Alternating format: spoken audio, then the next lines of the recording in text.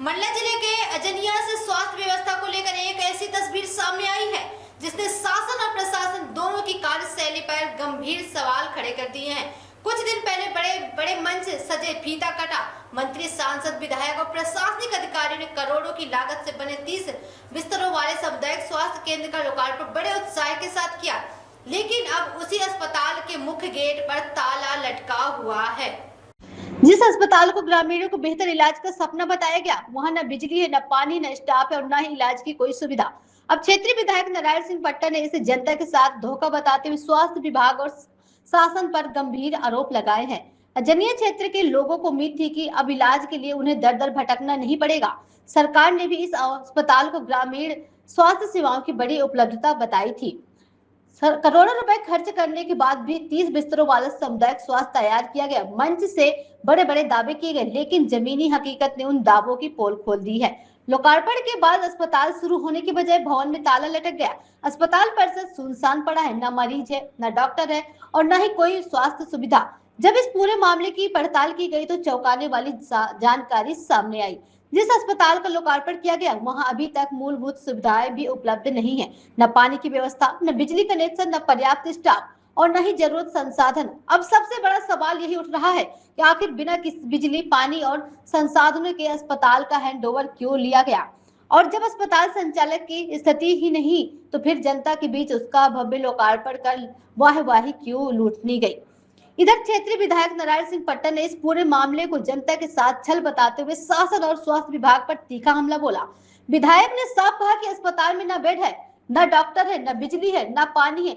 ऐसे में आखिर यह अस्पताल कैसे चलेगा। उन्होंने चेतावनी दी है, यदि एक सप्ताह के भीतर अस्पताल को पूरी सुविधाओं के साथ शुरू नहीं किया गया तो कांग्रेस पार्टी बड़ा आंदोलन करेगी। विधायक पट्टा ने क्षेत्रीय सांसद और कैबिनेट मंत्री को भी आड़े हाथों लेते हुए जमकर निशाना साधा और कहा कि जनता को सिर्फ सपने दिखाए जा रहे हैं, जबकि जमीनी हकीकत बदहाल है। वहीं स्वास्थ्य विभाग भी अब सवालों के घेरे में है। ग्रामीणों का कहना है कि अस्पताल भवन तो बना दिया, लेकिन इलाज की सुविधा अब भी सिर्फ कागजों में दिखाई दे रही है। लोगों का आरोप है कि प्रशासन ने जल्दबाजी में सिर्फ लोकार्पण कर अपनी जिम्मेदारी पूरी कर ली, जबकि आम जनता आज भी स्वास्थ्य सुविधाओं के लिए परेशान है। अब देखने वाली बात होगी, करोड़ों की लागत से बने यह अस्पताल आखिर कब तक सिर्फ ताले में कैद रहता है और क्या शासन प्रशासन जनता के स्वास्थ्य के से जुड़े इन गंभीर सवालों का जवाब दे पाएगा। वंदे भारत से गोवर्धन कुशवाहा की रिपोर्ट। लोकार्पण करना, जहाँ पे हमारा ऐसा 10-15 गांव के जो केंद्र बिंदु है, जैसे कि यदि अंजनिया में हम कहें तो ये बहुत ही महत्वपूर्ण क्षेत्र है, जहाँ पे हमारे क्षेत्र के समस्त भाई बहने यहाँ पे आकर के इस मंदिर में अपना बीमार होकर के आएंगे और यहाँ से स्वस्थ होकर के मुस्कुराते हुए जाएंगे। यदि यहाँ पे प्रसव पीड़ा में हमारी बहन आएंगे दर्द में लेकर के और यहाँ से बच्चा को जन्म लेकर के और बहुत ही स्वस्थ के साथ चच्चा बच्चा जाएंगे।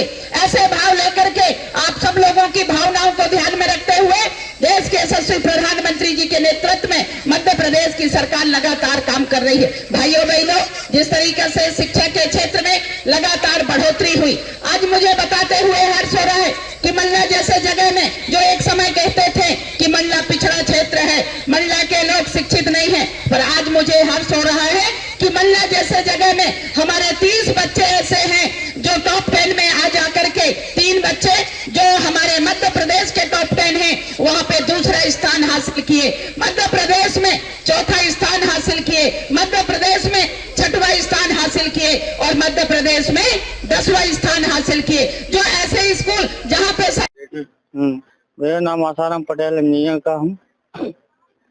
जब से जो हॉस्पिटल का उद्घाटन हुआ है जब से आज तक बंद है। मशीन वगैरह सब आ चुकी है, लेकिन इलाज के लिए मंडला जाना पड़ता है मरीजों को, क्षेत्रवासियों को। उद्घाटन हुआ उसके दूसरे उसी दिन भर खोला, उसके बाद बंद है तो बंद ही है। परेशानी तो ग्रामीणों को परेशानी है, मंडला जाना पड़ता है, अभी तक चालू नहीं हुआ है। चालू होना चाहिए ताकि जनता को सुविधा मिले। ये बात सही है कि सामुदायिक स्वास्थ्य केंद्र जिसका नया भवन निर्मित हुआ है, जिसका लोकार्पण आगामी विगत समय हुआ है, जिसमें कैबिनेट मंत्री संपत उइके माननीय सांसद फग्गन सिंह कुलस्ते और मैं भी उस लोकार्पण के कार्यक्रम में मौजूद था और उसका लोकार्पण किया गया। लोकार्पण के पश्चात ये भी कहा गया कि कल से ये हॉस्पिटल जनता के लिए संचालित होगा, यहाँ से सारी सुविधाएं मिलना शुरू हो जाएंगी। लेकिन हम इस बात को बड़ा दुर्भाग्यपूर्ण मानते हैं कि लोकार्पण के बाद आज उस अस्पताल पर बहुत सारे कमियां सामने देखने को आई हैं।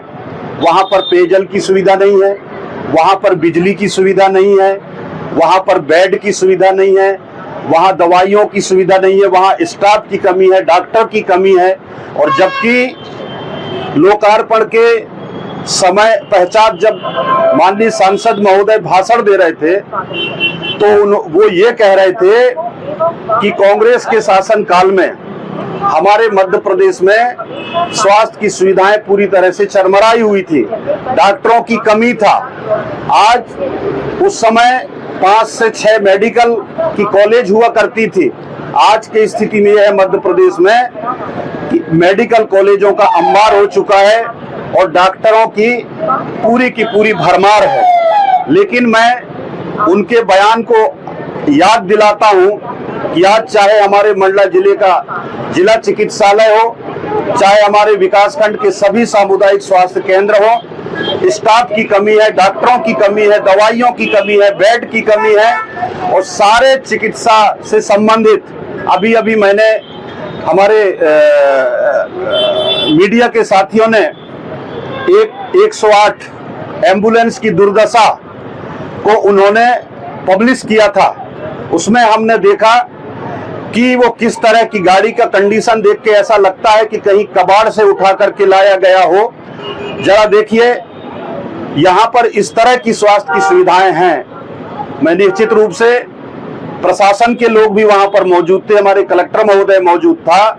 मैं याद दिलाना चाहता हूं कि यदि अगर 15 दिन के अंदर अगर वो सामुदायिक स्वास्थ्य केंद्र संचालित नहीं होता, सारी सुविधाएं वहां पर नहीं दी जाती हैं, तो निश्चित रूप से वहां के जनता के साथ, वहां के लोगों के साथ हम पुनः इस बात को प्रशासन के समक्ष रखेंगे और जरूरत पड़ेगी तो सड़क से लेकर के सदन तक हम आवाज को उठाएंगे। देखिए, जिस प्रकार विभाग के द्वारा अवगत कराया गया कि भवन पूरी तरह से पूर्ण हो चुका है, सारे संसाधन उपलब्ध करा दिए गए हैं। और मैंने खुद सीएमएचओ से बात किया था तो उन्होंने कहा था कि हम दूसरे दिन से यहाँ पर अस्पताल जनता के लिए, लोगों की सेवा के लिए संचालित करेंगे। हम आश्वस्त थे, लेकिन दुर्भाग्य इस बात का है कि आज भी वो अस्पताल बंद है। कहीं ना कहीं ये भारतीय जनता पार्टी का एक फेल्यूर सिस्टम है और प्रशासन की ये नाकामियां हैं। लोकार्पण बिल्डिंग जो है तैयार हो गई थी। बिल्डिंग तैयार होने के बाद उसके लोकार्पण कार्यक्रम हो गया, उसकी बिल्डिंग हैंडओवर भी हुई और लोकार्पण हुआ। अब उसमें जो है कि इलेक्ट्रिक करंट सप्लाई अभी नहीं हुई है। उसमें जो प्रक्रिया होती है कि जैसे बिल्डिंग हैंडओवर होती है तो उसकी पेपर के साथ हम लोग जो है एमपीबी को देते हैं कि आप उसमें इलेक्ट्रिक कनेक्शन करिए। फिर उन्होंने की तरफ से, एमपीबी की तरफ से हमें एक ट्रांसफार्मर लगाने का और कनेक्शन के लिए एक एस्टिमेशन मिलती है। वो एस्टिमेशन हमारे आ गई है, वो 4,90,000 की एस्टिमेशन है। उसकी कोई प्रावधान हमारे पास नहीं रहती है, तो उसके लिए हमने भोपाल डिमांड लेटर भेज दिए हैं और भोपाल हम बात भी कर लिए हैं।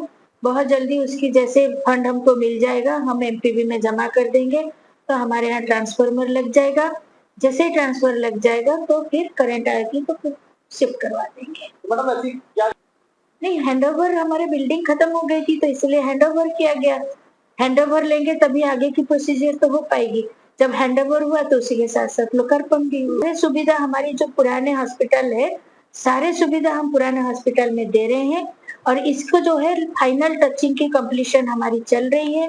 ये बहुत जल्दी भी लाइट भी कनेक्शन हो जाएगी। थोड़ी सी पानी का प्रॉब्लम हम लोग को हो रही है। पानी जहाँ से ला रहे थे वो प्राइवेट वहां से ला रहे थे, तो उसके तहत हम बोरिंग का भी व्यवस्था भी करवा रहे हैं, उसको करके चालू करवा देंगे। ऐसे नहीं कि लोगों को सुविधा नहीं मिल रही है, जो पुराने हॉस्पिटल में हम लोग पूरे सुविधा दे रहे हैं और इसकी जो प्रक्रिया है वो कर रहे हैं।